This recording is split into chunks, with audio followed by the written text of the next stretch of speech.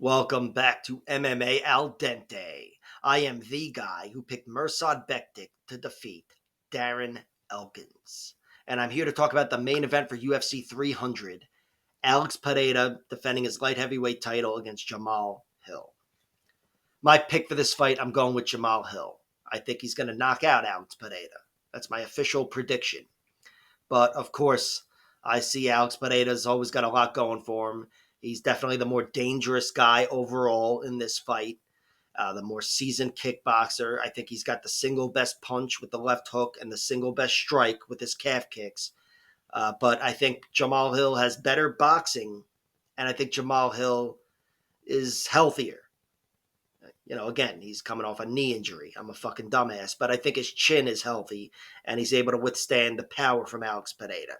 But of course, if somebody's going to be the first one to knock out Jamahal Hill, it may as well be Alex Pereira with that left hook because the guy is made of steel. He could probably knock out a fucking horse. But Jamahal Hill, no one's bested him on the feet. His one loss, even though it's a TKO loss, it comes from the grappling of Paul Craig, the triangle armbar, and he fucked his arm up, Jamahal Hill. He still didn't show any quit, showed a lot of grit and heart and all that, but wasn't meant to be, and it was a TKO stoppage in round one. But Alex Pereira is the guy that's been knocked out, and he was knocked out just a year ago. He was knocked out a year ago, way back when he was like 35, by Israel Adesanya in their rematch. He was winning that fight, chopped Izzy's legs off, and was cornering him against the cage and really about to, take over the fight, I thought.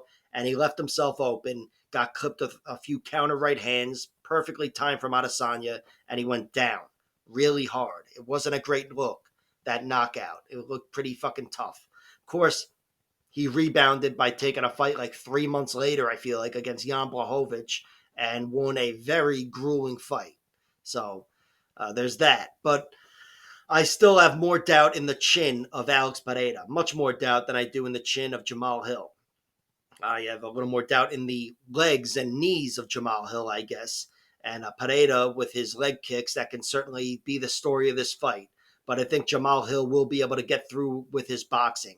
Alex Pereira's always been hittable. Even before he was knocked out by Adesanya, I was worried about his chin because I thought at the end of round one in their first MMA fight, he almost got knocked out.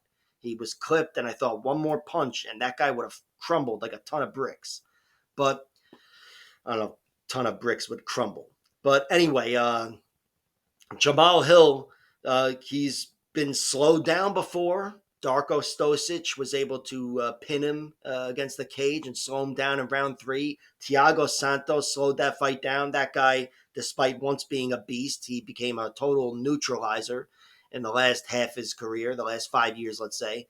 But Jamahal Hill still took it to him and ended up getting him out of there in round four. And he's passed every single test but the Paul Craig fight. And again, that was a fight where he certainly wasn't about to quit, even if his arm quit like a minute before that. So I just have a little more faith in Jamahal Hill. And I think his boxing is much sharper than Alex Pereira's. Pereira is more power based, but Jamahal Hill will just be trying to touch him. And I think Jamahal Hill will be able to touch him. I also think he's got better movement than Alex Pereira. Of course, Pereira's plan is to take away that movement by chopping your legs off, and that might be what happens. But Jamahal Hill, I mean, I've heard interviews with him. I know he's aware the leg kicks are the primary weapon, although I'm sure he's aware of the left hook as well. But I think he's going to be crowding Alex Pereira and not letting him dictate the fight with those leg kicks. And those leg kicks are just, they're so quick from Alex Pereira. And even if they look like they aren't crushing you, they are so hard because he's made of fucking steel, the guy. He is made of steel.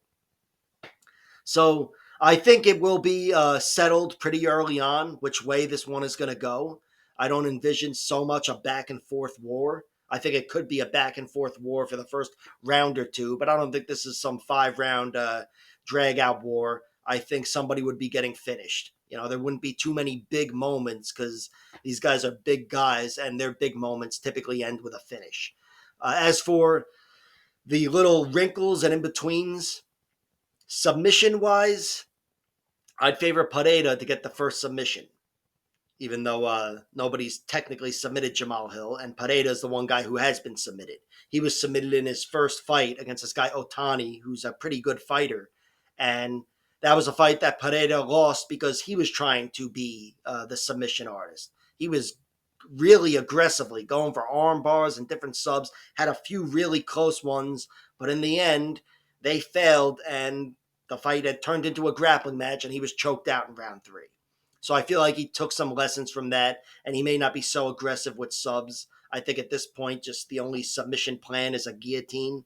But I still think he's made of steel, and he could probably crush anyone's fucking windpipe with a guillotine.